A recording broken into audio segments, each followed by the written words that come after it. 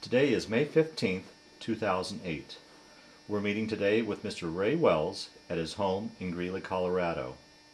My name is Brad Hoops. I'm the interviewer with the Northern Colorado Veterans History Project. Thanks for participating today, Mr. Wells. Thank you. It's my pleasure. Let's start out, if we could. You could tell us a little bit about yourself, your date of birth, where you were born, and a little bit about your family. Okay, I was born in Eagle, Colorado. It's all on the western side of the mountains, April 5th, 1922. I was born in my grandmother's house, my mother's folks. Same room as my older brother and my younger brother were born. Dr. Rucker was the doctor. I don't remember him, but I remember the name. And we were all born, of course, at different times in the same room. At the time we lived in, my dad worked on the Santa Fe Railroad in New Mexico. And when my mother was ready to give birth, she'd go, naturally wanted to be with her mother and get on the passenger train and Santa Fe passenger train and travel up to Eagle, and that's where she waited for our birth. So there was three of you siblings? Three of us. Okay. Yeah. And you would return back to New Mexico then? You grew up in New Mexico, or? We grew up in several cities and towns in New Mexico. My dad worked on the railroad, so it was different places. We first lived in Socorro, New Mexico, in San Michelle, New Mexico. That town doesn't exist anymore. The Rio Grande overflow just wiped the whole town out. And we got out on the last train just as the dikes broke. Do you remember that? I remember that, and the railroaders, Santa Fe railroaders, they brought in a special train to take their people out of there. And I remember the water came over, coming over the tracks at the time, and the bridge went down right behind us. So we just got out in time. But the railroaders stuck together when usually the father was gone a lot. And if the family needed something, they could go to another railroader and he could take care of it. You know, it was kind of a big family affair. Mm-hmm. And then we moved, after the flood, we moved to Engle, New Mexico, which at that time, it was a ranch town. Diamond A Ranch, they'd bring in cattle for shipment. I remember the big herds of cattle coming across the prairie. And from there, we moved to Belen, New Mexico, another railroad town. Belen to Socorro, New Mexico, and then to El Paso, and that's where we were really raised. I went to school in Socorro, went to a Catholic convent. We weren't Catholics, but that was the best school, they thought, to send us to. And then entered public school in El Paso, where I went through grade school, into El Paso High School. I joined the army when I was still in high school, and in the sophomore years, then we were called into active service. I never graduated from high school, but I did pass the GED test while I was in the service and got a 2-year college. Now you joined the service before the start of World War II. We joined the service, I joined February 2nd, 1939. And we were called into federal service 25 November 1940, a year before Pearl Harbor. And why did you join the service? Well, it was just a lark. Another kid and I went down to the army one day and saw them drilling and looked pretty good. And so we joined up, and we wanted to join up, rather. So the company clerk first asked us how old we were, and I told him 16. That's too young. At 17, still too young. 18, you're in. And by the way, my older brother joined several months later, and he gave his right age, so I was older than him in the record. And I found out later, so that would be legal and I wouldn't be court-martialed for lying about my age, they gave us different addresses. But he lived in New Mexico and I lived in El Paso. So it kind of separated us there. But our company was several I think the 4 or 5 sets of brothers in the same situation. Is that right? Huh. And once you joined, you said it looked fun and adventurous, and once you went off to basic boot camp and such, did you have a second thought about it? Or Well, how was that? We didn't go to boot camp. We were trained every Thursday night, and then when we were called in active duty, the whole division was then centralized in Camp Bowie, Brownwood, Texas. And we never actually had boot camp. We'd already been trained. But the first draftees, they started coming in, I think, about 1941, before Pearl Harbor. And we trained them. And they were all Texans also. All of our replacements were Texans at the time. Now, you were nationalized. Was that in anticipation that we were going to enter the war, or why did you guys? Well, how did you get nationalized? They nationalized several divisions. I think the 34th and the 45th Division, quite a few of the National Guard divisions were nationalized. They were getting prepared for it. The citizens didn't know, but our government knew that something going on. So I don't know how many divisions they federalized before Pearl Harbor.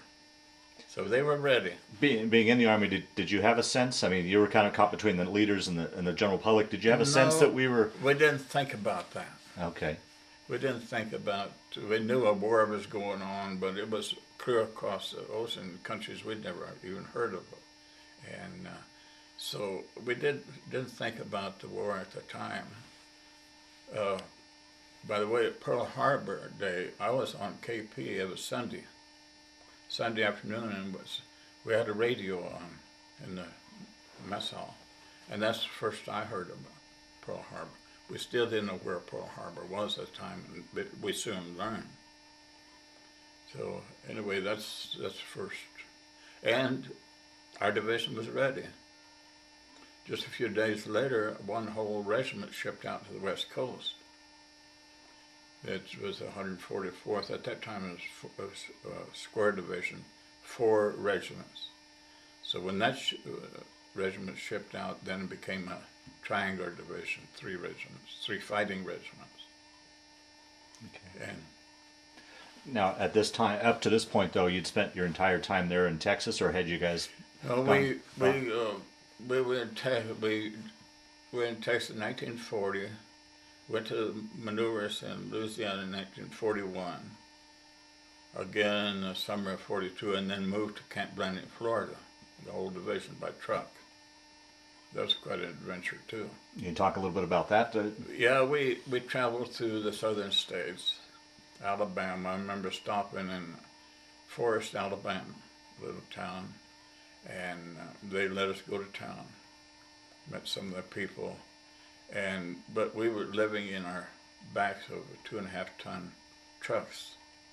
That's where we would travel during the daytime and stopped at night, and our kitchen set up their equipment. We had our meals, and we slept in the bed of the truck. It was cold, even though in the summertime. And then we got to Florida, Camp Blanding, Florida, which was near St. Augustine in Jacksonville. We were there about a year, and then went to Carolina maneuvers. And while there, then we got orders to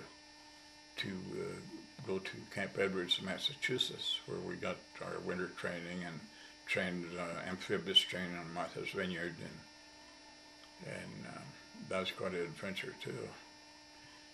From there, we left the States 1st April 1943, and after about 11 days we landed at Oran, North Africa. Well, let me stop you there. I've heard so many stories about that crossing. Can you tell us how was that crossing, particularly a boy from New Mexico and Texas? Did you get your sea legs? Or describe a little bit about that crossing. I got seasick before the boat even pulled out. It was tied up to the dock, and it was tied up for about 3 days, I think. By the time the boat pulled out, I was over it. Oh, is that right? I never got seasick again, but I've traveled overseas several times after that. My brother My older brother, after we left New York, I hadn't seen him for 2 or 3 days, and all of a sudden, I always describe it this way. I saw this creature come out of the hold with a big black beard and sick and pale as a ghost, and he was sick all the way across the ocean. You just came across your brother on the ship? Well, we were in the same company. Oh, okay. Yeah, we were in the same company. He was in the 81 mm mortar platoon. I was in a 30 caliber machine gun platoon. So I always teased him about that, about being sick. In fact, he got sick another time. I'll tell you about that later. But we landed in Oran, North Africa, and we thought we were going in. They were fighting in Tunisia at the time, and thought we were going to go right in there. We were all eager, beaver, those Texans, so we're going to win the war, you know. But I didn't realize what war really was like at the time. But that's the way they take these young people into a battle. They don't really understand what it's all about, and that's what wins wars is young kids. It's not the older people. The generals and the officers and those, they, of course, they're kind of in the background, but it's the young kids that get up there and have to pull the trigger. Mm-hmm. Mm-hmm. And that's what it takes, because they don't have any better sense, I guess. What was Africa like? Well, Africa was real strange to us at first. Because we lived in pup tents. In fact, it was about 3 years that we never lived in a building. It was always in tents or in a foxhole. But we were healthy, but Africa, you could smell it from 10 miles out. Mm. It had an odor about it, not a real bad odor, but like an old country. And when we landed Oran, those first Arabs we saw, but they were unloading the boats and things like that. So everything was real strange to us. And we saw some French Foreign Legionnaires, and that was interesting. And they were good, and some of them were Americans that had been in the Foreign Legion so long they'd almost forgotten how to speak English. Yeah, it's the adventure. I could talk all day long about those things. Well, I would imagine, you know, particularly that period of time, I don't imagine people, particularly where you grew up, you didn't travel too far away from home, but so to travel, I mean, even your travels within the United States, let alone over to Africa, must have just been just all of a sudden, you know, in it's a different strange environment altogether. Huh. And in the Atlas Mountains is beautiful. But I remember one time we were on maneuvers and it'd been raining all night long. So we got under these trees, big trees that spread out for about an acre, it seemed like, and stood under to try to get away from the rain and daylight. Found out it wasn't raining. The dew from the leaves were falling on us. So as soon as we got out from underneath the trees, it was okay. Huh. It was drying. It quit raining. Huh. That was kind of the odd thing, but you had to be careful too, because the snakes, cobras, and things like that. You dig a foxhole, and you have to check it, see if there was a snake in there first. You know, things like that. And of course, the Arabs, the natives, were real strange to us, and you had to watch. They could steal your blanket right out from underneath you. Right. And that happened to some of the people, especially if they'd had a little vino that night. But there was good things and bad things about it. So I think that because we were in such good health, a lot of those things didn't bother us much, the weather and walking for 40 miles overnight with a full field pack and machine guns and things like that, and then be ready to fight the next morning. You know, we were in good condition. So did you see fighting in Africa, or was that more of just a staging area for it? We didn't see it. General Clark wanted us for the invasion of Europe. We were the first American troops to establish a beachhead on European soil. In Sicily? No, that was after Sicily. It was at Salerno. Oh, right, okay. We weren't scheduled for Sicily either. we landed at Salerno with fresh troops. But General Clark was a friend of our general and knew that our general was quite an army, quite a general, and he was great. We all loved him. He was strict, but he took care of us. And what general was that? General Walker. Okay. Fred Walker. Okay. Not to get mixed up with the other Walker that had some bad reputation after the war, but this was General Fred Walker. And he was a major during the First World War, a battalion commander, so he knew his stuff. And we knew it, and we knew that he'd take care of us the best he could. How long were you in Africa before you guys headed for? We were there. We landed sometime in April, and then we made the beach land at Salerno, Italy, September 9th, 1943. So it wasn't very long. Oh, okay. We did get a lot of training in Africa, amphibious training, and then we helped train other divisions that were coming in. Okay. So let's take it now. Let's start from you hitting the beach in Salerno. If you could talk a little bit about that. Well, we were still eager beavers, but I remember the night that we were to get on our landing barges. You had to go down a rope to a net with a full field pack on, your machine guns, mortars, and everything, and climb down those. And still, it hadn't hit us, at least me, what was really going to happen. We could hear the big guns going. Because in our area, General Clark decided not to lay down a barrage. We were going to take them by surprise, but it was no surprise to the Germans at all. The Italians had moved out. In fact, the night before September the 8th is when it was announced on the ship's radio that Italy had given up. Because that, we were all happy about that, but it came on too, this officer said, no, we still have the Germans. But General Clark didn't have a barrage laid down. There was no surprise. The British, they did. We could hear them shooting. They were up further north a little bit. And so when we landed, the landing boat that I was in was called a Higgins Boat, with a ramp went down in front, and it was driven by an English sailor. And I remember him say, "Good luck, old boys." He'd been in Africa and all those. He knew what was going on. He had to go back and get more troops and bring them. But as going across the beach, I led the way. My squad was behind me. And there was already some soldiers had been shot and killed and laying down by barrages and stuff like that. So first thing I saw was some German tanks coming through. So I had machine guns.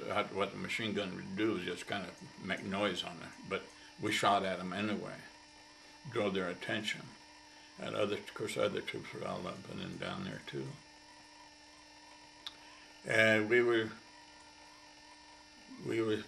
run into German infantry too, and had to take care of them. But our first objective was a railroad station with a big tower. And we got there all right, and I could see some figures moving up and down, and we shot at them. And it turned out it was a major from division headquarters, and he was up there taking the Germans or Italians had a spot telescope, and he was dismounting that and going to take it with him, and he was moving around up there, and he wasn't even supposed to be there. But anyway, we didn't hit him. But he was mad when he came down, and he said, "Who did that?" I don't know. It came from over there. And it just turned about. My brother was coming through there on the other side, and he was shooting up there too. He's squad. So That major was the one mixed up officer. But that was some of the funny things that happened during the war. And, you know, there's always something like that. Yeah. We had a bunch of GIs together. Even in the thick of battle, there's going to be a lot of jokes. Yeah, things, yeah. you know, kidding each other. Well, now I would imagine with your division, it was all made up of, you said Texans and... Well, by that time, we had started getting replacements during the Carolina maneuvers. Oh, okay. We went to Camp Edwards, and the first replacements came from Long Island and Jamaica, places we couldn't understand that northern language. Yeah, right. And they couldn't understand us, so we didn't get along real well. But it wasn't long before they gelled into our system. We made them honorary Texans, gave them certificates and everything, and we became one fighting unit. Yeah, and okay. It turned out okay. Yeah.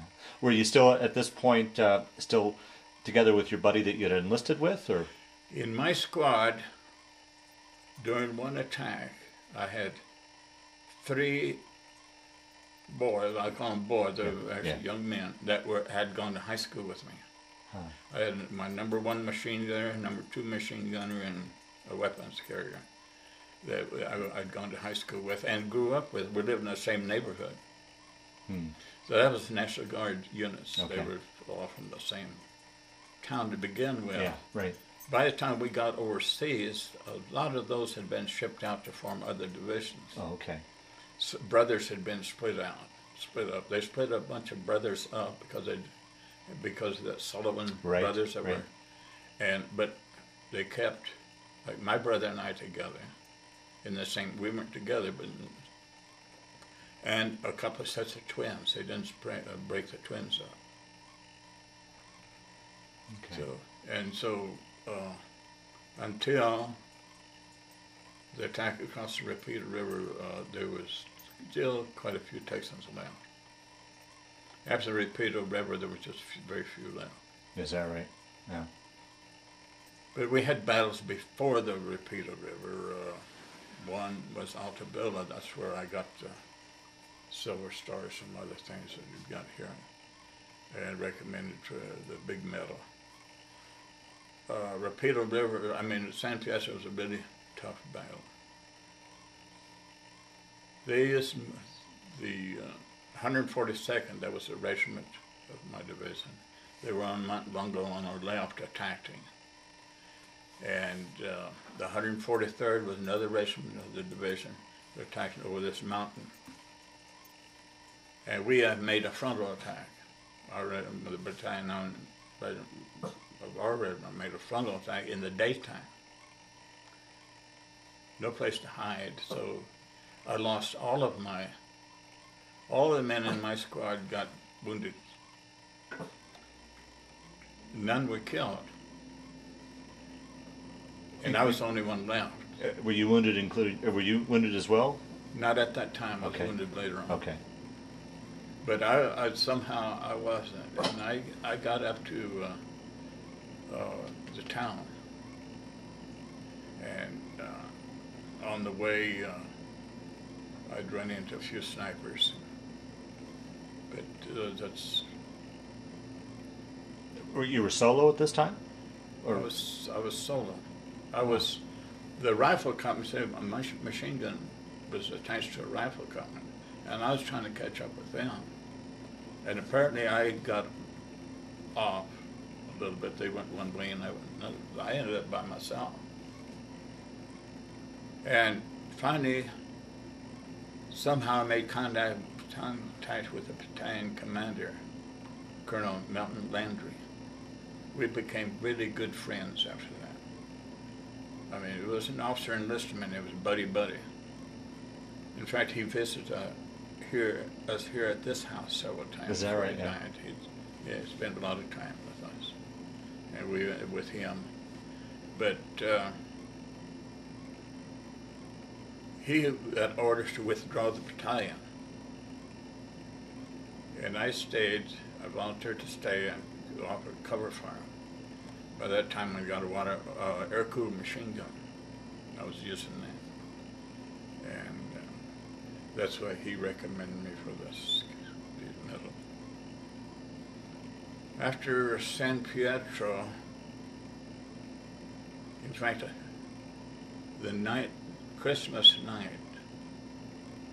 Eve, I went to the hospital. I needed an operation.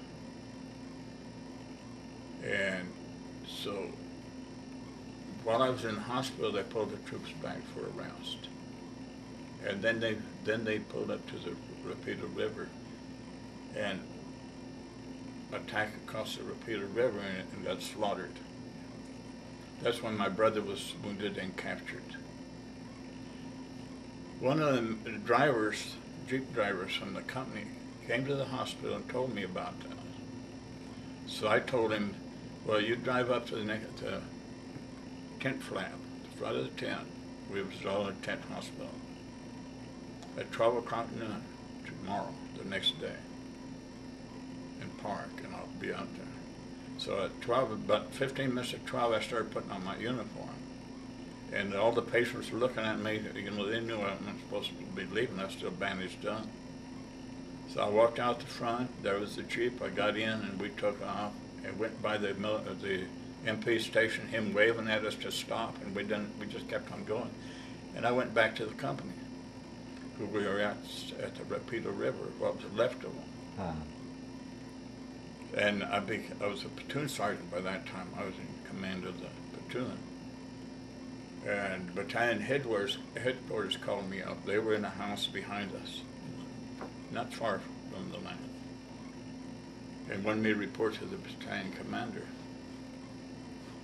So I went back there, and it was a lieutenant had been in my company, Lieutenant Doobie. He said, I got word that you're a deserter from the hospital. And I don't know what to do with you. I said, I don't care what you do with me. He said, I'll just go and forget it, going back. One of the company commanders of E Company. E Company was all Mexican Americans, mostly from El Paso and Texas, Houston, Fort Worth, a place like that. And they kept it that way. Very proud organization. They were good. They had one officer that was Mexican American that had been promoted from sergeant to lieutenant. The rest were all what we call white. And Captain Chapin was their commander. And he'd been the commander from the time we left El Paso on November 25th, 1940. And was offered a majority, a promotion of major, but he wouldn't. He said, no, I want to stay with my men. And he got killed at the Rapido River, got shot right between the eyes, being with his people. So they just loved him. And that's the kind of outfit we had, the kind of organization we had. Very loyal to each other. Private to private, so all that way. We had, it was a great outfit. That's why even today we meet once a year in Texas. In September we'll be meeting Corpus Christi. There's other units, the Midwest, they meet in Indianapolis and places like that, the East. We used to have one met in different towns in Texas. But anyway, we still stick together after all these years. And have a ball. Yeah. We start thinking we're young again at our reunions and still can't get out there and dance or anything anymore. But it was a very loyal organization. Now, after the Rapido River... Well, once you got up there, what was left of what you had under command? Was there many... We had, in my company alone, we had maybe about 30 people out of 200. The regiment alone lost 1,200 dead in that one attack. You know, see, nowadays 3 or 4, which is plenty, too many anyway. Even one is too many. But it was not unusual to have 1,000 killed, not counting the wounded and sick and stuff like that. But that was that type of war. I think the division itself lost 345,000 killed, something like that. And but that was just not my division. All of them was in Pacific. Pacific probably were even worse. I wasn't in the Pacific. Yeah. But after the Rapido River, we were relieved by New Zealand troops. I remember when they came in at night. No, not a word was said. They just moved in, took over our place, we moved out. And it was pitch dark. You couldn't see anything. But right away they caught a German patrol, listening patrol out there, and started shooting. Before we even left the lines, they had discovered that the Germans knew we were pulling out. They had the patrols out. Germans were, later on, I think it was about a month later, we were up on the mountains. Mount Castello is a real high mountain. It took all day to go up. And that's where I was wounded, up on that mountain. But that mountain overlooked Monte Castello. Probably heard of that. Mm-hmm. With a monastery and casino, and we could see the Monte Castello from where my position was. Mm. I got wounded up there. You want to talk a little bit about that, how that happened and what happened? Well, I was a platoon sergeant. I'd set up our machine guns in different places all over the mountain. I was with this one group. And during the night, the German paratroopers attacked us. And they were good. They were good soldiers. They didn't shoot wounded like the SS troopers and stuff, you know. And they were real soldiers. Most of them were not Nazis. Not all German soldiers are Nazis. Right. It was just a political party. But I had a young recruit with me. Young recruit, he was as old as I was, but he was brand new, and he didn't know the business. And I had him with me so he couldn't get used to it. After one day in battle, you're a veteran. And I got hit during the night by an airburst. A piece of shrapnel hit my leg. And I didn't say anything to him about it because I didn't want to scare him. So, because nobody could do anything for me anyway. Pitch dark and we were being attacked, and bullets flying every place, airbursts and all that. So, the next morning when it got daylight, things kind of settled down a bit. So I told him, we got word to the platoon leader, the second lieutenant. He was brand new too, and he didn't know what was going on. It takes a little while, experience. So I told him I was wounded and I couldn't walk, and he didn't have anybody to help me. And finally, one of the men heard what I said, so he came and picked me up on his shoulders and took me down to the aid station, which is just probably 100 feet from where I was, down a little stone hut that the Italians sheep herders had used, and that's where the aid station was. And they bandaged me up, and it was wounded all over the place. I asked the doctor what I was to do now. He said, "Well, you're on your own. We have no stretcher bearers or anything." So I started crawling. I couldn't walk. Were you in a lot of pain? It was hurting. I couldn't walk on it. Huh. And so I started crawling, and I wasn't getting very far, and I've been shot at the same time. The sniper was shooting at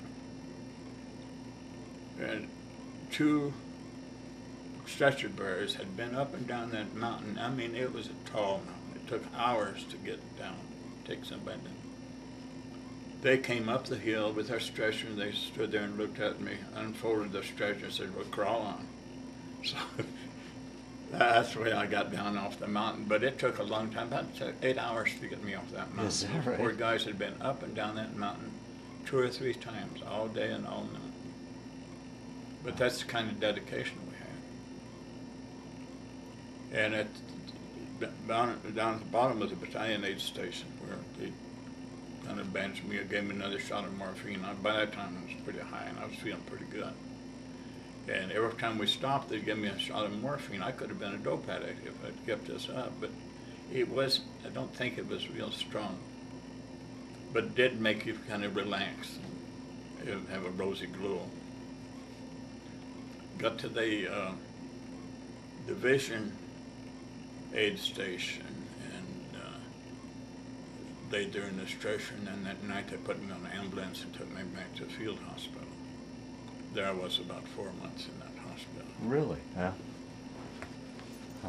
Because I get attacks of malaria every once in a while. I'd almost get ready to get wound healed up, and then get malaria. Then have another couple of weeks to get rid of that. Did you pick that up in Africa, or do you figure you pick up the? In Italy. Oh, really? Yeah. Yeah, and down in Salerno there was a lot of mosquitoes and swamps, and I think that's where I picked it up. Hmm. At the same time, we were taking Adabrin, which was in a place of quinine. The little pills they give you, you had to take them every day, but if you missed, you had to take them every day, or you'd get. So sometimes when you'd go through a swamp or a canal or something, that the pills you had in your pocket would dissolve and you couldn't take them. So I think that's what happened to me. Hmm. Wow. Well, we had some great medics. They were with us all the time. They took, a lot of them got shot. I've seen them shot right between the Red Cross on their helmet, right in the middle. So the Germans didn't, wasn't it kind of a general rule of war, you didn't shoot at medics, or was That's that? right. Most of the time you didn't. Depending on what, if we were fighting SS troopers, you might as well shoot them all. Yeah. Because they did the same. German paratroopers, they were fair. In fact, on Mount Castello, we had a truce with them. We'd killed so many of them, they asked for a truce, the flag, white flag up, and asked for a truce to pick up their wounded and dead, and we helped them. We helped them with their wounded and their dead, and in fact, where we were, we had a bunch of dead Germans, and we took them down to where they could pick them up and take care of them. I'll be darned. Huh. Wow. And that's when you talk to them, the ones that, some can speak perfect English. Very few of us could speak German, but you know, we don't bother learning another language. Yeah. They're supposed to talk English. Yeah. But anyway, we'd talk to them, and it was just like old buddy. We weren't mad at them, they weren't mad at us. 5 minutes later, he's shooting at each other. Huh. It's a war. Yeah. But the way people that start the war, they don't have to go through that. Right. With the young kids that have to do it, it's just still happening now. Yeah. What was the 4 months like in the hospital? What did what did you do to pass the time and such? Well, at first I had, this doctor had put a cast on my foot. I guess because the nerve was damaged, maybe to have it heal up or something. So I couldn't get around much. But every once in a while they have a USO show come in, we could go see that. I remember seeing John Garfield, Eddie Foy Jr. You probably don't remember them, but they were old-time movie actors. John Garfield was very popular at the time. Eddie Foy Jr. was a family of actors from way back. And I remember them, and I don't remember seeing any women actresses. They weren't allowed to come up to close to the front lines, no matter what you see in the paper where they visited, but they didn't. It was too dangerous. We didn't even have division officers come up where we were at. They're not supposed to. They have their job to do, you know, where they're at and things like that. It's just, you live in a foxhole. Sit in a foxhole day after day in snow and ice and rain. How I look back now, how did we stand it? It was just that we were in good shape. Nothing to cover us. You couldn't, because you had to be alert for attacks. Well, I guess that begs the question, you know, how could you stay alert? I mean, you were probably sleep deprived. I don't know what food was like. Clothing probably wasn't proper. With all those conditions, well, how did you manage? Food, for instance, we had sea rations. The old type sea rations, a can of hash and a can of beans and a can of whatever. And then later on we got K rations, which is a little cardboard, wax cardboard box. And it was a lot better than C ration. You could use a wax box to light and heat up your coffee. They had 10-1 rations later on, but not where we were at. It was too bulky to carry up to where our machine guns were, where the rifle companies were. Christmas and Thanksgiving, they tried to get food up to us. And they did at one time. We never did get any, because my squad, we were too far forward, but the cooks did their best, and they had them up there. The Germans heard the noise of the canisters and everything, started laying in the mortars in there, so they had to get out of there. So, and a few people got hot meal, but maybe 5 or 6, because you could only feed 5 or 6 at a time, bring them down from the mountains, and then go and relieve some more. And that's the way it is. And the cooks did their best. They were, all of the troops, the rear echelon troops, they were there to help, and they did. And we respected them just like they respected us. And we used them for just like that attack on San Pietro. I was telling you that 3 of the people that I was in high school were in my squad. The reason they were in my squad, they were Jeep drivers, and they were sent up as replacements. I lost so many people in my squad, they were replacements. It just happened to be the ones I went to high school with. And they got all wounded. So we got in the wrong place at the wrong time. And I met them after the war. All 3 of them still alive. But getting back, physically, with all those conditions, you just attribute it just to being in good health? I mean, just being in good shape? I mean, there's a lot of conditions playing against you there. Good health, good training, good leadership, morale. A whole lot of things combine to make it gel like that. If you don't have one, you don't have the others. It's all got to be together. Pride is a big thing. To be wounded and keep fighting. To be so cold and freezing and so sleepy your eyes just couldn't hold them open and still stay awake because you were there to protect your buddy who was getting his 5 minutes sleep. It got so at times, especially at Mount Rotondo when we were facing San Pietro, that we'd take 15-minute breaks. We'd be watching out there in the dark and staring 15 minutes and then have to be relieved.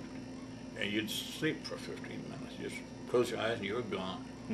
Pretty soon your buddy was waking you up and he was about to go to sleep. That's the way it worked. And we worked together. Loyalty had a lot to do with it. Well, personally, then let's talk personally. I mean, added to all we were just talking about was the stress of war on top of that. How do you personally attribute making it through all that? I mean, I just can't fathom, with all that on top of you, how you functioned. I think that you didn't want to let your buddy down, for one thing. You were there for him and he was there for you, and you weren't going to give up.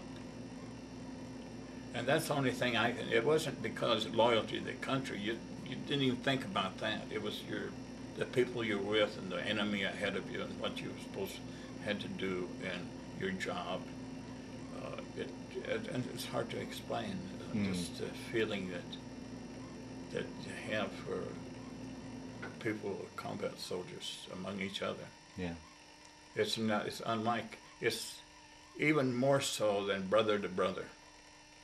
The loyalty. And I guess you could call it love or whatever, but it's there. And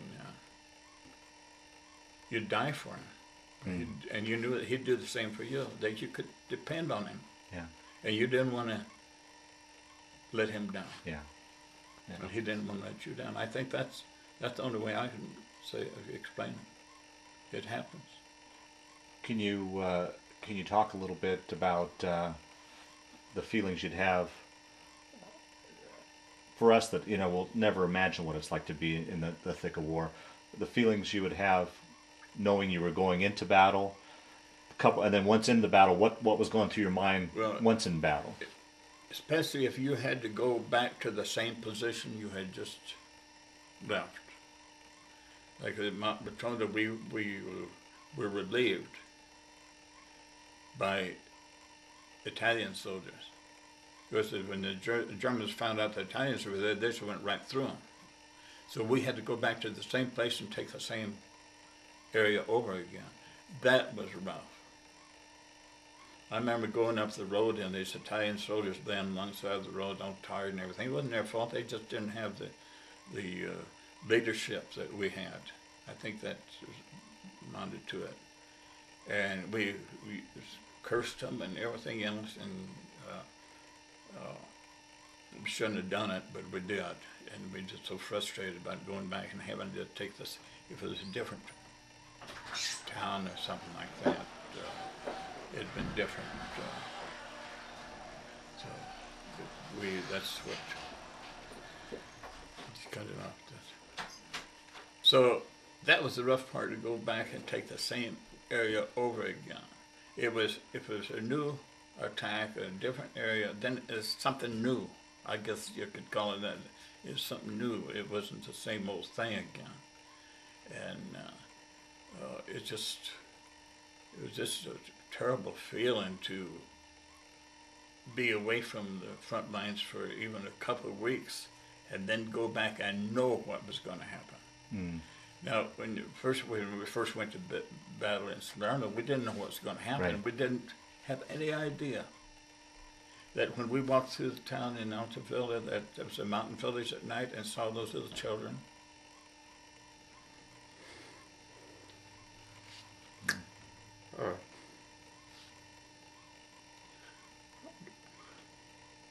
Excuse me. That was the worst thing, is those little kids.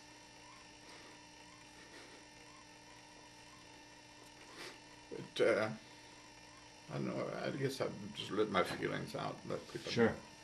But that was,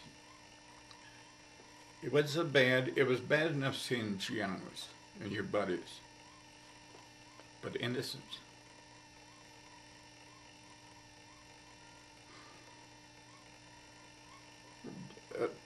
Poor little things. I remember in Altavilla, it was at night. In those mountain villages, the streets are so narrow, just a horse cart can go through.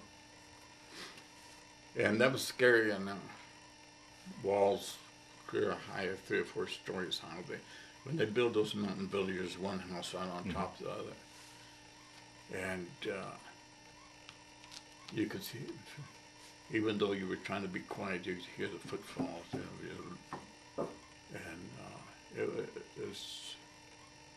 it's not that we were afraid so much. It's just the unknown. Because you know they were around here, someplace, the snipers, and you know that they were, because they'd been fighting them, and you know they were there, and then in the daylight you could see these bodies of civilians. The Italians didn't come pick up the dead. They'd swell up so much that the clothes would even burst. Just the smell was terrible. There's nothing smells worse than a human body.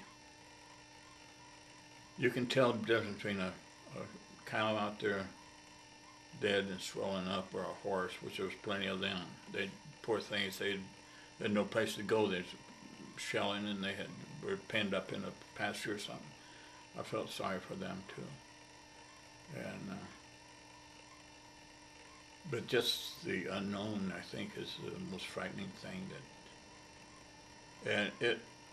I don't care what they say or who you're talking to. Every soldier is afraid. It's a bravery. Even though you're afraid, you still do your job. That's what it's brave. I call it brave. I mean, you go ahead and do your job, even though you're doing it for your buddy. and for yourself. Mainly for you forget about country and all that. Mm-hmm. It's just that group you're with. That's your whole world. Like on the front lines, all you see is just that little area in front of you and your group. And maybe somebody on the side, you know they're there, but you don't see them. And that's your world. Mm. But there's things that you don't forget. Well, now, you said the training was very important and helped you a lot. When you would do mock battles or training, did it even compare to the real thing? Were they able to, when you look back on it, were they able to even come close to what? Training is by rote. You do things just exactly that's on paper. When you're really in there, you have to use your initiative and do things that you weren't even trained for. You just automatically do them. And if you're a leader, I was always a squad leader, a platoon leader, or something. Even when I was 16, I had a squad. I was a squad leader in charge of 9 or 10 men, all older than me. Huh. That's just the way it worked. Yeah. And they respected you, you respected them. It's just military, you obeyed your superiors, no matter what. Mm-hmm. And that's what makes a good army. With this colonel tell us one time, immediate obedience to orders is what a good soldier is. Immediate obedience to orders. You don't question it, you just do it. It sounds, to a civilian, it might sound, that's not democratic, but it's the only way it's going to be run. The only way it can be run successfully. Was there any time where that kind of ran against what you felt like you were in a position and was told to do something and you had a better judgment to, it's like, I don't think that... That happens sometimes, but they left that open for you. It's just like when I had a machine gun position in one place in San Pietro, and all of a sudden I got this feeling, so we better move. So I always had a alternate position dug in with holes and everything where we could move real fast and put our machine gun and start shooting. And somehow, something just told me. So we moved, and here came a barrage down where we were at. 88s and Screaming Mimis. Have you heard of Screaming Mimis? There's 8-barrel mortar. And it just wiped out that position where we had been. Something just told me to do that, and I did it. You got to think of it for yourself. That's the way the American soldier is taught to think for himself. Some armies, no, don't work that way. Your leader tells you what to do. And that was trouble with the German army. They had to wait till the leader told them what to do. And that's why they lost the war. That helped lose the war, I think. But the American soldier democracy, I guess you'd call it, we're used to that. Telling our government we don't like it, we'll get another one.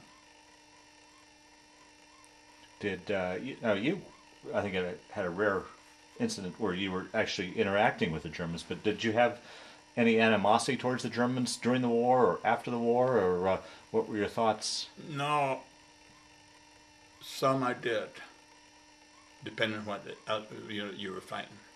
Paratroopers, no, but SS troopers, something like that, they were vicious. So we had to be vicious too. Yeah. Okay, so you got injured and spent the 4 months in the hospital, which in today's time is an incredible period of time, a long time. After that 4 months, take the story from there. Okay. I had got orders that I was told that a truck would be there to pick me up at a certain time to go back to the front lines. So I had everything ready and I was sitting by my bunk. And this was actually in a building.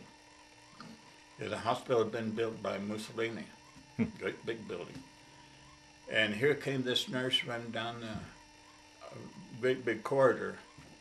Tears were in her eyes, and she had paper in her hand and said, "You're going home." I had received orders from Casablanca, Africa, from some headquarters there to return me to the States. Why, I don't know, but I didn't argue about it. So they took me to, instead of taking me back to my company, they took me to a replacement depot in Naples. And there, I was processed, and then I got word to the company to send a Jeep for me so I could visit them, and so they sent a Jeep for me. And I went back and saw some of the old buddies that were in my squad, those three, and some of the others, and then went back to the replacement depot. And from there I was taken to port in Naples and loaded on a merchant marine ship. And merchant marine ships in those days were manned by Navy personnel for their guns and aircraft guns and everything. And we came back through the North Atlantic, which was really rough. But my 6th I'd already had that back in New York tied up to the dock, so I was okay. I got to New York and saw that Statue of Liberty, and in fact, all of us ran over to the side to look at the Statue of Liberty. It seemed like a ship even. Is that right? Yeah. But from there, we got off the ship, and the Red Cross ladies were down there to give us coffee and cookies and stuff like that. They met all the ships. And we were taken to the barracks in Camp Kilmer, New Jersey. And there we were bivouacked. We put in a barracks with some Negro soldiers, which was different in those days. Segregated at that time, yeah. But they were combat soldiers. We gelled real good together. There was no animosity or anything. We just respected them. They respected us. And if they do those things today, we wouldn't have any problems. Yeah. But so then we were put on a train to go to El Paso, there in New Jersey. Everything was supposed to be hush-hush. We got to Little Rock, and the train stopped at the station. I went to telephone and called home. Everything hush-hush. But everybody else was on telephone calling, too. In fact, the colonel of the train, they always had an officer in charge, he was there and didn't say anything.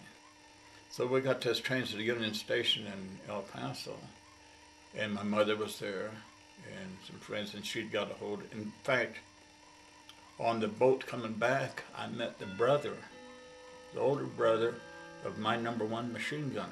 Huh. He was coming back. He'd been in the Air Force. So we traveled together. And my mother had got a hold of his mother, and his mother was there. So everybody from El Paso were originated. So it was quite a homecoming. Describe that, your feelings and such. Yeah. What that was like. Do you? Yeah, it was. All it was secret, and there was hundreds of families out there waiting for it.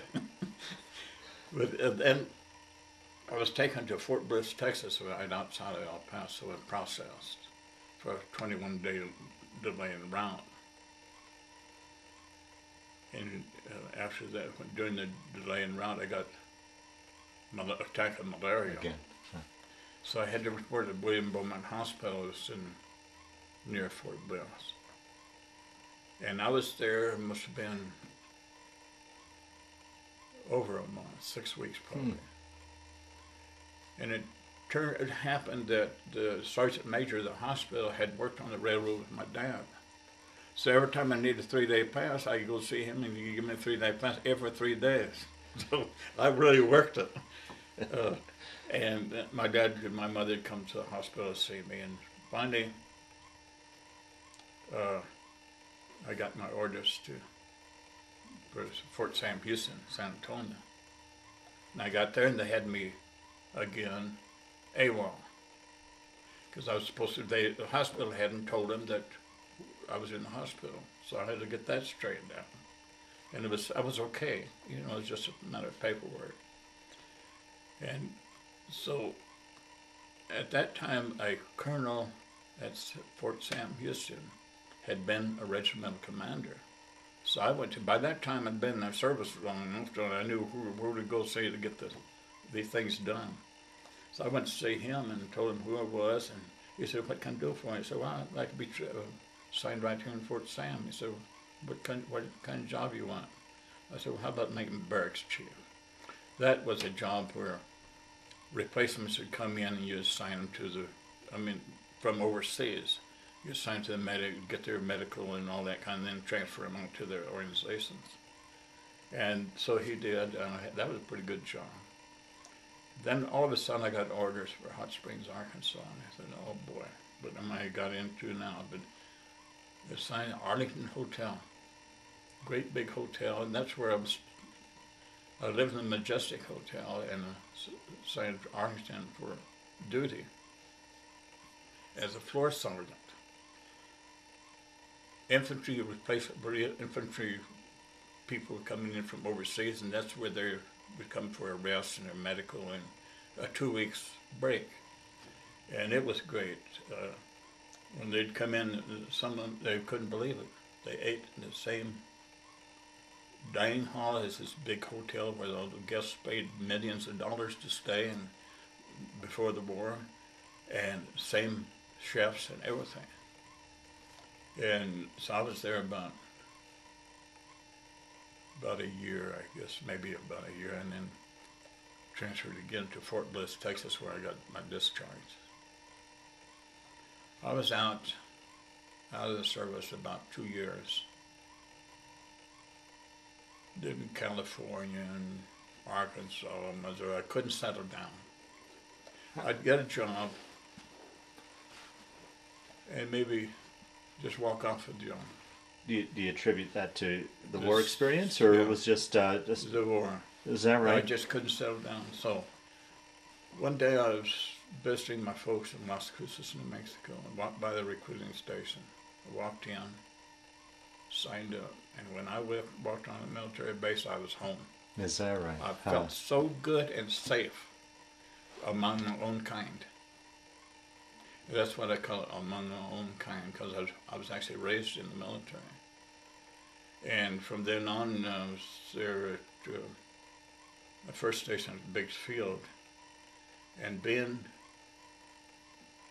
had infantry training, they put me in charge of police and prison sergeants.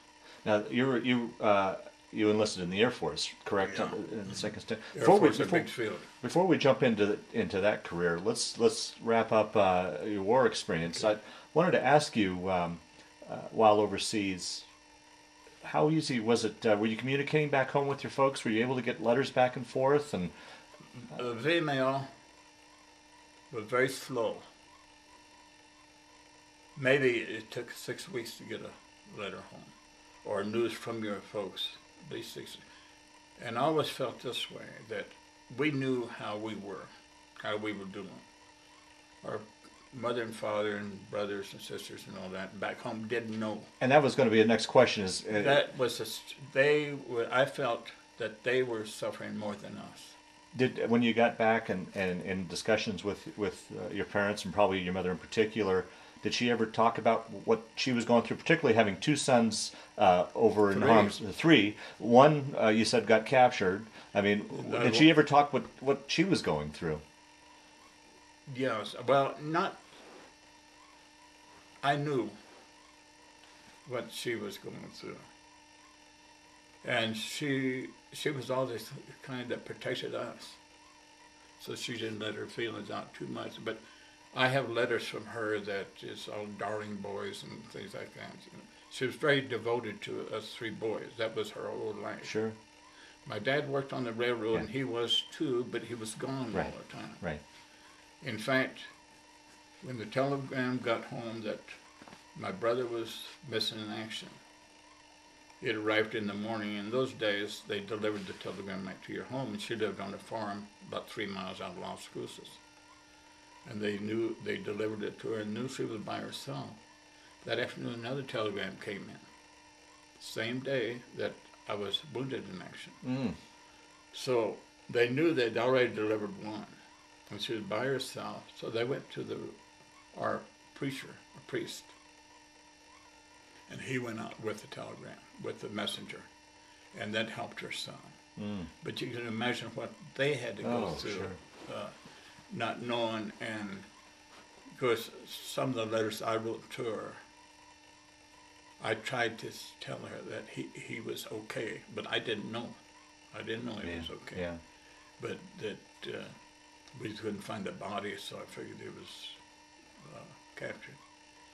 And so I tried to make it, but it wasn't any easier on her, you know. And a younger brother, baby brother was over in the Pacific someplace. Oh. So there you go. But that's happening to a lot of families during World War II. You know, 16 million men and women in the service during the war. Talking about the women, they were ramps and wax, and they did a great job. The nurses couldn't have been fine. Boy, it was so great to talk to an American woman. Just the voice. She didn't have to be pretty or anything, just being American. Yeah. It made you feel good. Wow. But I think the nurses did more than the doctors. Doctors were so busy, there was nothing personal. Yeah. But the nurses could add a little personality to personal feelings. Yeah. Which they did. And I thought everyone was beautiful. Fell in love with all of them. How much, and of course both your brothers came back, made it back okay? Yes, my brother was a prisoner of war in Prussia, northern Germany, and he was in Stalag 3. But he'd been wounded in the ankle, and they had been doing something for him, but when he was exchanged for a wounded German soldier, just after a year, the war was still going on, so he came back by Swedish ship Gripsholm. And he said they were doctoring him with some kind of fluid and everything, but he asked the German doctor, what it was that he was given, so he could tell the American doctor, it's nothing but warm water. We don't have any medicine. That's all he was given, warm water. And just his imagination, it wasn't healing. Yeah. In fact, just 2 years ago, they had to start cutting his leg off. Cut part of it off. It formed blood poison after all those years. And then he finally died of it just a couple of years ago. And how about yourself? Did the malaria attacks bother you through the rest of your life? I used to have malaria every 3 months until about 1956 or something like that, and I haven't had an attack since. But you always have it. It never leaves you. Yeah. You always have it. And it could hit me any time, I guess. After all these. And how about your leg wound? Is that fully recovered? Has that ever given you trouble since? It's always given me trouble. In fact, they've given me a form to wear, like a cast. But it hit a nerve and damaged the nerve. Once the nerve's damaged, I guess there's not much you can do with it for it anyway. Okay, well let's jump now. We'll jump into your Air Force career. Okay. The big vacation. The big vacation. So compared to the infantry, it was a vacation. But when I first joined the Air Force, I was assigned to Bakersfield, Texas, in El Paso. Now, had HIT broke off to its own, or was it still part of the Army Air Corps? It was still the Army Air Corps when I joined. Okay. And I was assigned to the military police as police and prison sergeant because I was the infantry.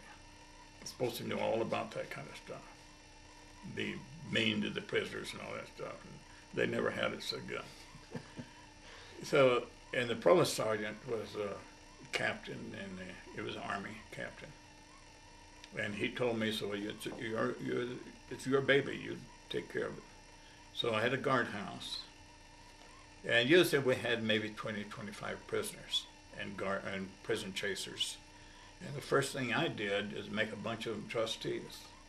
I got them out there and I said, now this is going to make you trustees. You won't have any guards with you. But you fouled up. That's it. Then all of you go back in there. If you want, What prompted you to do Well, that? What was your thought process? just because probably I knew people. They were just GIs that got in trouble. No, not any criminals, but you call it AWOL and stuff like that. Right. So I said, up to you. Once you do a good job, but once one of you follows up, all of you go back where you were. And then I didn't, of course, they weren't all on using trustees. Some of them you couldn't trust. Yeah. And none of them ever gave me any problems. So we didn't need so many prison chasers. They could be used for something else. And it worked out okay.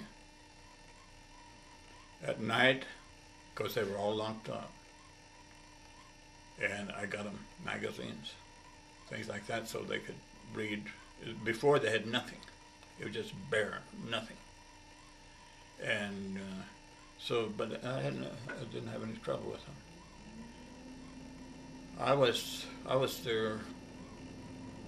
Well, Joyce and I got married March 31st, 1948.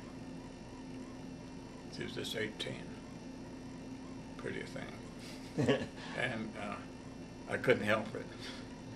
But anyway, I got transferred to Okinawa. By that time, she was back in Minnesota, and with her folks. Got over in Okinawa, and at that time, Okinawa had nothing. It was bare island. They had a theater, but it was a tent. No PX or commissary or anything. They had medical facilities. So it was about a year. I was over there about a year before she came over. And that's where we had our first child a year later. Our first child, Tony, was a little girl, born in January 1950.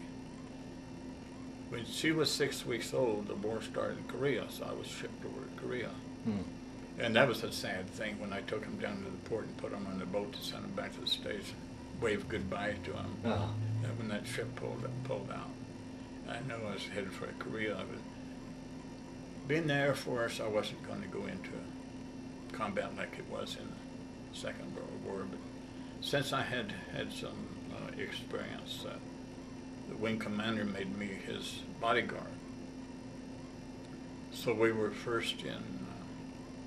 He and the executive officer, a sergeant major, and myself were flown over to Kimpo, Korea. And they were still fighting around there. I think it was 11th Airborne, but they were still doing some fighting. But it wasn't too dangerous for us. So we were in there until that was 1950. I think it was 1952 or 53 when I shipped back to the States. I'd been gone a long time. And got on the train in Seattle. Well, they flew me back. And the way that happened, most people were being shipped back with ship, but got to the port of embarkation in Japan, and the officer in charge put out the word that we were the first group. These are old timers. First group to be returned to the States, about 600. And they didn't have it set up to process it, so they asked for volunteers.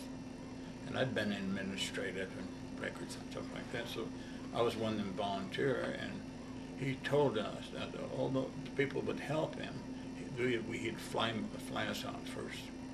So we had 600 people processed in one day. That was physical and everything. We just set it up and had a system and got it all done. So he's very grateful for that, and he did. He got us on a flight back. I flew back through Nanishimya on the train, and then to Anchorage, and then to Seattle. And that was quite something too, because they gave us our orders to our next assignment, and took us down to the train station. And that's where I got on the train, and got off the train at Aberdeen, South Dakota, and that's where Joyce, my wife, and her mother met us. Met me at the train and down South Dakota, where they lived. From there, my first assignment was Hamilton Air Force Base, California. I was sergeant major there. Let me break in real quick, but you'd been away from your wife and daughter for, what, 3 years? Well, it's been not that long, maybe 2 years. Yeah, like still a long time. Yeah, and maybe it wasn't that long, but at the time,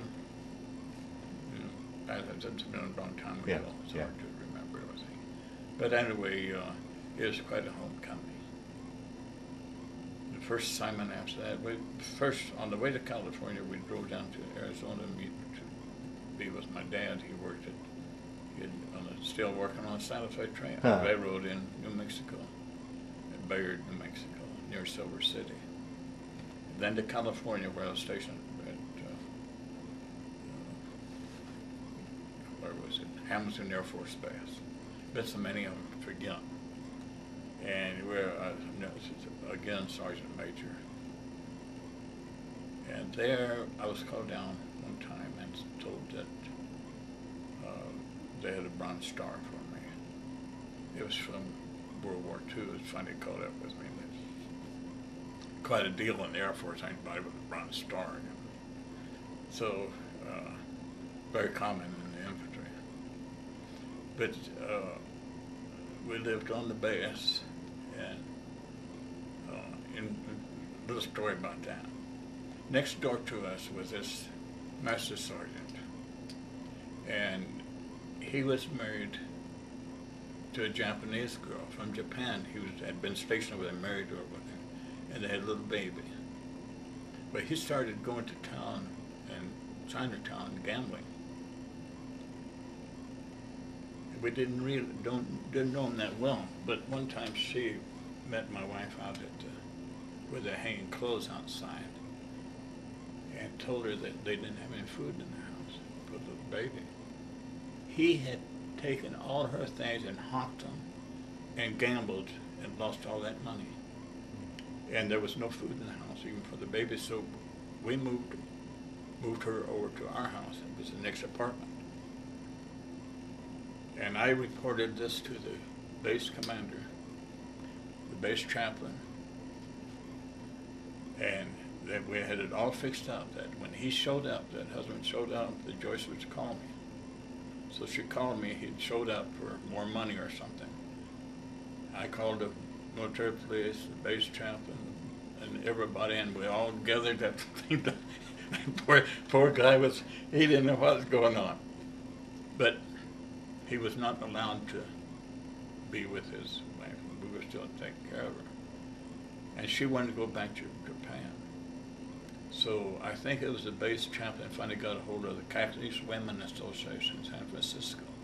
And they fixed it up for her to ship her back to Japan to her family.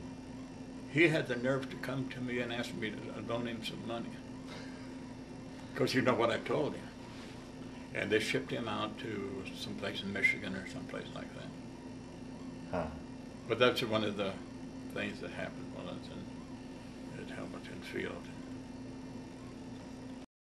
There at Hamilton Air Force, I worked for a colonel that was okay, but he thought he was a fighter pilot in Korea, and his opinion of everybody, all officers, all included, if they weren't actually a fighter pilot, you were no good. The poor major I worked with was a pilot, but he flew transport planes. And he treated that major terrible. And that major did a great job. He was a wonderful person. So I finally got sick of it. So I called a friend of mine who was a personnel sergeant major over in headquarters. I said, get me out of here. He said, what do you want? I said, well, how about Colorado Springs? He said, we've got a vacancy for a sergeant major there. So my orders came through, and I went in to see the colonel. And I said, it's been nice working with you, but I'm leaving today. And it was all a surprise to him. And I said, yeah, I'm being transferred to Colorado Springs. And he didn't know it was my idea. So I had called Air Defense Command in Colorado Springs to a colonel I knew, had known over in Okinawa. He said, we got the job for you, just come on in. By that time, once you've been in so many years and met so many people, you pretty well know where to go and get help and everything. So I went to Colorado Springs and became the Sergeant Major of the Air Defense Command. And Of all the bases, why did you ask for a transfer to the Springs? well, because I was born in Colorado, and I guess that was it. Oh, okay. Colorado Springs at that time was a nice place to be, and it still is. Yeah, okay, okay. And so that was the reason. It was a change from Okay. California. And I was there. In fact, I learned to join the aerial club there. We did a little flying, had a little aerial club. And the colonel in charge, he liked to fly, but he knew always wanted somebody with him, so he'd call me in. And he'd tell the major I worked for, I went to Wells to go with me, and that was it, you know. So that, you know, so we'd fly around Colorado, and finally, after we lived on base, and I'd already got to that where this sergeant had got in trouble. But then I was transferred to Germany. Well, I had my choice, Iceland, Germany, or Africa, and I selected Germany. Of course, I had to leave the family again by the time we had 3 kids. Our oldest born Okinawa, a daughter born at Hamilton Air Force Base, a son born in Colorado Springs at the Army base there. And so there I had to leave her with 3 little kids. Went to Germany to the AACS wing. It was different to anti-aircraft, and they built control towers and things like that. And I had a pretty good job there. And after 4 months, I think it was, I sent for Joyce and the kids. And they issued me a house at Stockdorf, Germany, which is about 40 miles out of Munich. And I went out there to look it over, and what it belonged to the mayor of the town. Huge house, 26 rooms. And it was during the occupation, so they just moved the people out and move you in. 6-acre lot, so I had a yard boy take care of the yard. And this house even had a winding stairway, and it was a bit of a palace. One bathroom had like 6 dressing stations, a mirror, and all that kind of stuff for their guests. It was like a palace. And it was just for you or others? Just myself and the family, since I had kids. And so requested Joyce to come over, so the wheels started turning, and they sent her ticket to get on the train in Sioux Falls, South Dakota, to New York City. And there she was, 3 little kids. But she got off the train, and she was so happy 2 MPs were waiting for her. Military always take care of their own. And what a relief that was to them. They took her out to whatever base it was, Hamilton Air Force Base or something like that. Not Hamilton Air Force Base, like California, but. And they processed her there, and where they had 2 or 3 days, I guess, and then put her on a plane to Frankfurt, Germany. I hadn't gotten word that she was coming, so I was sitting out in Stockdorf, which is about another 50 miles from Munich and the air base, or where she was going to fly in. And I was on the phone talking to the housing office in Fürstenfeldbruck. That Andrews Air Force Base there. And asking her if she knew anything about this. And at the same time, she was talking to Joyce in Frankfurt. With both. So that's the way I found out she was in Germany. So I jumped out here in 1933 Mercedes. It was a chauffeur-driven job with a window in between. Oh, right. Paid $250 for it. So I jumped in that and drove the 30, 40 miles to the Bahnhof, the train station in Munich. Parked in a no parking zone, ran in and caught the last train to Munich that night.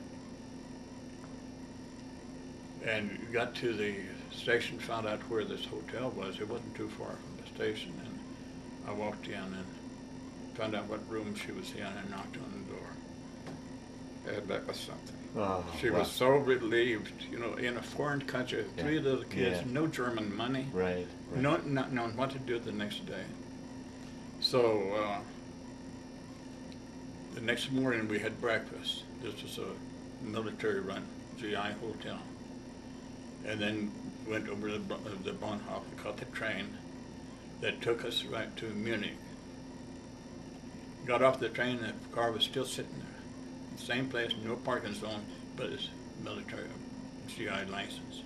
So the Munich police didn't touch it. And drove her to her new house, and that was quite a surprise to see that great big palace that we Chauffeur-driven car to a big palace, huh? Yeah. And that was fun. But all of a sudden, I got sick. One night I got out of bed and I'd pass out. And what was happening, I was bleeding inside. And I was losing a lot of blood. So, and we had to, a friend of mine, he and his family lived close to us. So the next morning I got in his car and drove and picked him up. And I was so weak, I was hanging on the steering wheel. Got to the base, and of course he was there ready to help me if I needed. And got to the hospital. They put me in the hospital, and first saw a German doctor. The German doctor kind of looked me over and said, you know, but he'll come back. An American doctor walked in. He took one look at me and yelled at that doctor, "Get that man in the room right now!" And they started giving me blood. But that doctor, the American doctor, could see immediately without even looking what was happening. So I got blood transfusions, and that evening, the colonel I worked for came by to see me. And he said, "Is there anything I can do for you?" I said, "Well, my wife's out there, no transportation, no way of getting in." He said, "We'll take care of that." So he went to our general, who outranked the base commander. And the general went to the base commander and said, "The man's family moved in right away." And at that time, they had two apartments connected to each other that were empty in the base housing. And to make it big enough for our family, they knocked a hole in the wall and made one apartment out of two of them. Military take care of their own. Yeah. And they sent a truck, several trucks out to where Joyce and the family were, with people, GIs out of the office, load up all of our stuff and moved us in on the base. That's something. Yeah. And that's why I've always been pleased with the military, because no matter what, they take care of their own. Yeah. They still do. And so we were over first in Fellbrook, and finally they moved the wing up to Bitburg, which is in northwest Germany, a base up there near Luxembourg. And we moved up there and had base housing. And were there probably about a year, so like that. And then I had applied for a direct transfer to Alaska. And when our general, the same general, when he left, I went down to the airport to see him off. All of us did, you know. And he said, "Well, I understand you're going to Alaska." He said, "Well, I'll be seeing you up there. I'm going to be commander of that whole western California, Alaska, and all. I'll drop by and see you. And I didn't think much about it. So when I got my orders, we had a Volkswagen microbus by that time. And I took that to Bremerhaven and shipped it back. And then we flew back to New York, picked up our Volkswagen, and drove to South Dakota to see Joyce's folks. And then from there to Mexico to see my dad. My mother had passed away sometime before. And then to Colorado here to visit my grandmother, my dad's mother, who was 93 years old. And from there we drove up to Montana, visited this friend of mine that I had known in Korea. And then on up the Alcan Highway. Really? And that was before it was paved. Wow. And what an adventure. It was an adventure, and we camped out every night. We had a tent, we'd pitch a tent, and Joyce would wash their clothes, the kids' clothes, in the stream or the lake where it was. I guess I need to ask, I was going to ask this, living in Colorado and camping and such, did all those years living in a pup tent or a foxhole, did you mind camping, or what was... Well, I didn't, and the kids enjoyed it. They had a lot of fun. And Joyce, being Joyce, she went along with everything and could handle it very well. But what was your thought about, oh, I'm in a tent again? Or No, it was just another adventure. Okay. And someplace we were going to go. And Okay. we couldn't drive very fast because the roads were... Right, yeah. 45 miles an hour was as fast, and it's good because otherwise the rocks would fly and break windows and everything. Right. And sometimes cars would pass us by, and a couple of days later we'd meet them. Their tires were all flat and everything. But we never had any trouble, and we get pretty good mileage, and could get to a place where we get gas. And the only trouble we had was when we got to the Alaska border. They asked for citizenship, because Tony was born in Okinawa, so we had to pull out her passport. She didn't have a passport, but a certificate of citizenship, right, and show it to them. And I thought that was kind of strange, But anyway, they had to do it, and we still were camping out on the way to Anchorage. Several days it took us to get down to Anchorage, and we took our time and reported in, and had a pretty good job there. We were in Alaska 4 years. We bought a house, nice house, soon after we moved there, and the kids started their school. Well, all three of them, and our youngest son was born then, so he was Alaskan. He's the one that lives in Costa Rica right now. He's got a business down there. He's still a baby, but still 40-something years old. Our kids have always been close to us. Got two daughters that live here in Greeley. They're school teachers. Son in Denver, and he's a superintendent there at the Air Force Base.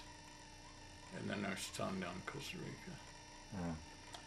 And anyway,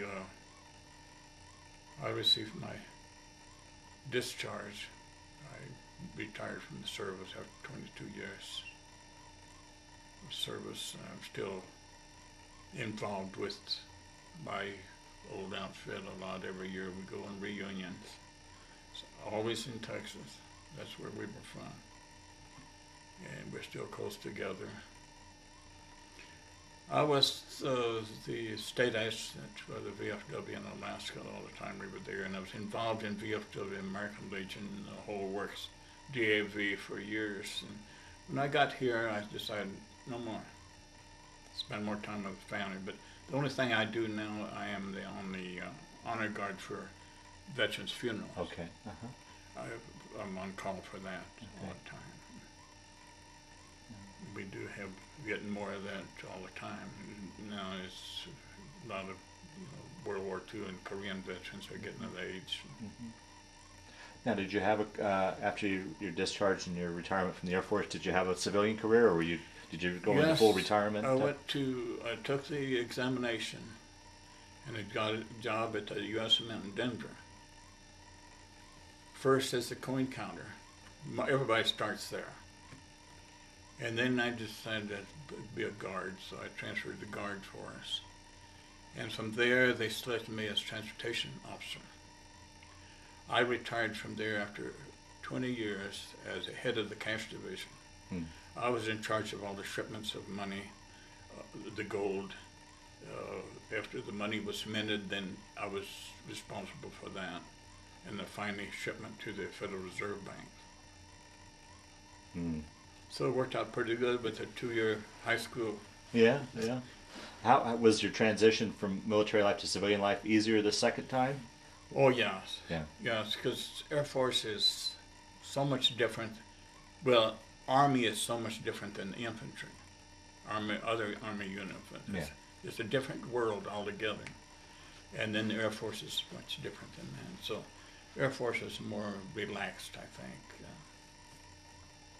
Okay. Although we had a job to do and an important job, and they do have an important job.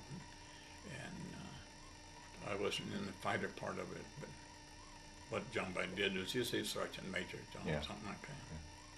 Yeah. Now, in your career in the Air Force, or after you got out, did you ever have a chance or a desire to go back to some of the, like Italy or some of Africa or any of the areas? Did you? I went back several times to Italy, and then this one that I was in charge of was a trip through Italy, through all those battlegrounds. It was with people that had been in the 36th Division and their families. And we caught a train in Rome, went through the Alps into France. And we boarded a bus there and went all the way through France, where the 36th Division had been in all those battles, into Germany, Austria. And that was quite a trip. It was about 3 weeks trip. Wow. And I've been on several to Italy. Did you get close to anywhere you were, or walk up and show, hey, exactly I the remember spots. Is that right? Exact spots where I was at. What was that like? Do you remember? Well, feelings rushed back to you, or was? No, I didn't let it. I suppose that's the best way to explain it. I didn't let it, because I was with other people, and because I had my thoughts and I kept that in my head to myself. So when you got injured and eventually shipped back home, the 36th then continued up through Italy and France? They went up to Rome. They were the first troops in Rome. Went up 100 miles north of Rome. And then they were shipped back to Salerno, where they trained again, and then they made the invasion southern France. Okay. With the 45th Division and 45th Division, 36, and the 3rd Division, who were mountain troops. All of us were from Italy. 36 we were mountain troops, and they needed mountain troops in France, up and through that area. That's what they used them for. Okay. So, and like you said, you still keep in touch with... We're in touch. There are not many of us left. Yeah. There's only one from my company. There's two from my company. That one came in after I left. So I didn't know him until after the war. But he eventually ended up as a first sergeant in my company. And he brought the troops back after the war. He was with them. Were you able to, when you got injured and went home and such, were you able to get word on how you guys were doing? Or we were in contact just by mail, by V-mail. Okay. We'd write back and forth, and people that I knew, especially the ones that I'd grown up with in El Paso. Yeah, yeah. We'd been friends ever since we were little kids. Yeah, yeah. In grammar school, and then high school and service. Yeah. How do you think your war experience affected your life or played a part in your life? Or did it really? Well, Yeah. yes, it does, and it still does. In fact, the VA has given me, I take probably 10 pills, different kind at night to keep me, I still have the nightmares. Is that I right? live that every night. But at least it puts me to sleep sometimes. Sometimes I don't sleep all night. And it's, I think it's not, a lot of it is fear of going to sleep and doing that all over again. It's the same stuff Hmm. all the time. Hmm. And then in the morning, another handful of pills I take for that same thing. I guess if I didn't, I'd be nuttier than fruitcake. Made it worse than I am now. If that's possible. Wow. But I've always tried to hold it back, and I think I got my temper under control. I've never been mean. Animals, things, I make pets out of everything. I couldn't raise it. I bought 2 cows one time. They became pets and followed me all over the place. Well, you can't eat them. And things like that. I built a wild horse one time. Nobody could ride it. Followed me everywhere I went. I'd come home and be way out in the field, 20 acres, and named it Patsy. I'd yell for a Patsy, and he'd come running up and like a pet dog. I could get along with animals real well.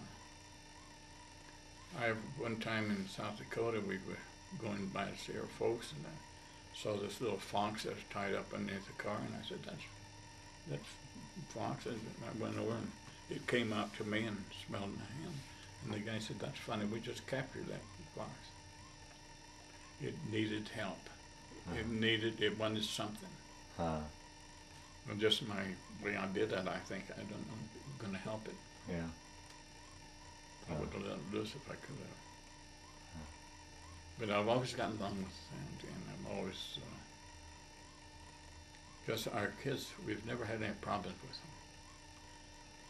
They were raised on military bases mostly, and they knew, not that they had to know, because they were always good, but living on a military base, if your family has problems, you've got problems with the base commander. You know, the kids get in trouble, you're in trouble, and because they realized that too, and I think they were just good people anyway. They all end up great.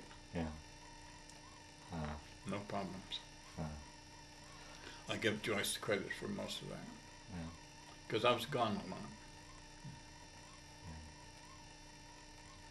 I think you'd mentioned you were up for the Medal of Honor, if I heard you correctly. Can you I found out talk a little bit about that and explain the story behind that? I found that out at one of our reunions of the 36th Division in Texas. This battalion commander, I met him because I knew of him, but I met him personally at one of our reunions, and we became really good buddies. I mean, close friends. And he asked me, he said, "You ever get the medal?" And I said, "What medal is that?" I got the Silver Star and Bronze Star and stuff. He said, "No, the big one." I said, "No, I didn't know anything about it." He said, "Well, I put you in for it." But what happened, he was wounded 6 times over the repeat. Of course, the repeater, he got shot in the leg and the chest, and in fact, he got hit here over his heart, and it hit his Parker pen, and the bullet went out the side. He got hit in the leg and other places, and his assistant in the rear battalion headquarters had placed all of his records and papers in a footlocker. And he went through the port of Naples, which was a typhus epidemic at the time, and they steam sprayed everything. So when he got his footlocker, it was just a massive wad of paper, you know. And it was that recommendation. So he sent it in again. And it went through, I think the paper's right here, went through the senator in Texas and some of the other people, and went to someplace in Virginia to do that kind of stuff, and they said, I think, that I'd already received a Silver Star for the same thing. So it was pending for a long time, so I think it's just a lost cause. What, can you tell the story about what he recommended you for, or what happened? Well, I was doing I can't tell you all of it. Yeah. Paperwork's right there, that's why I got it out. Just, you can take that with you. But he was during the Battle of San Pietro, some of the snipers they got, and some of the other things that I did to eliminate a few of the enemy and things like that. That's mainly for that. Okay. Well, I guess as we start to wind down this interview, is there anything that I didn't ask, or anything you wanted to talk about that we didn't discuss that you wanted to bring up? Well, it's like I say, it's the families at home that are, in my opinion, do this really suffering, not physically but mentally. They like, we know what's happening to us and what might happen. They have no idea. They just have to guess and imagine and not know. They're the heroes.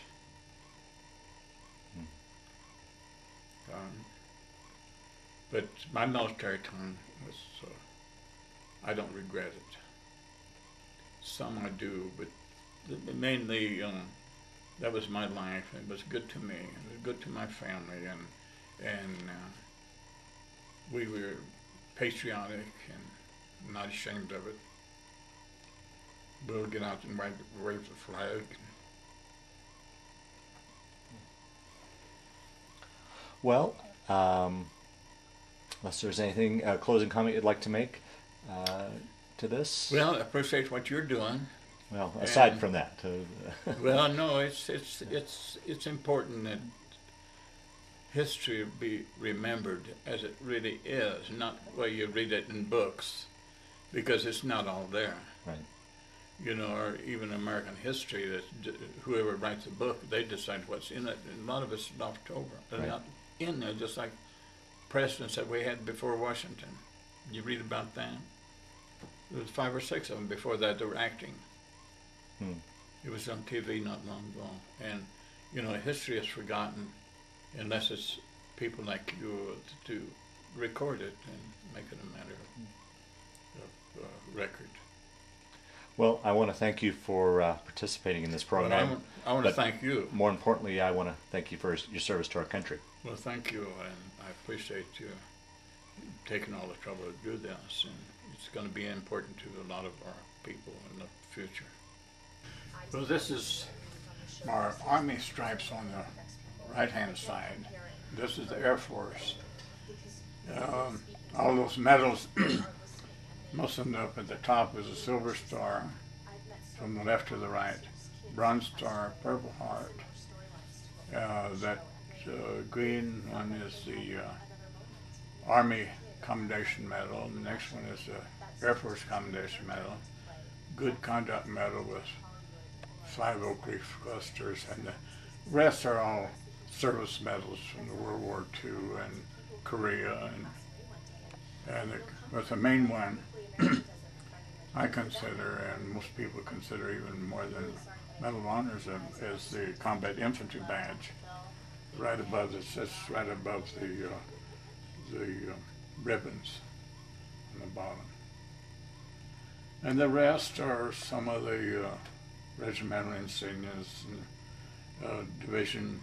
The T-patch is can I point that out? Oh, sure. The T-patches means as a Texas 36th Division arrowhead. This is a Combat Infantry Badge, and these are the service ribbons. Some of this was from France. Right here is one of them, and this is Korea, Sigmund Rhee Korea medal that he put out, and this is the Korean War. This is the battle stars from the Korean War. Some of these are from Texas. That's about it.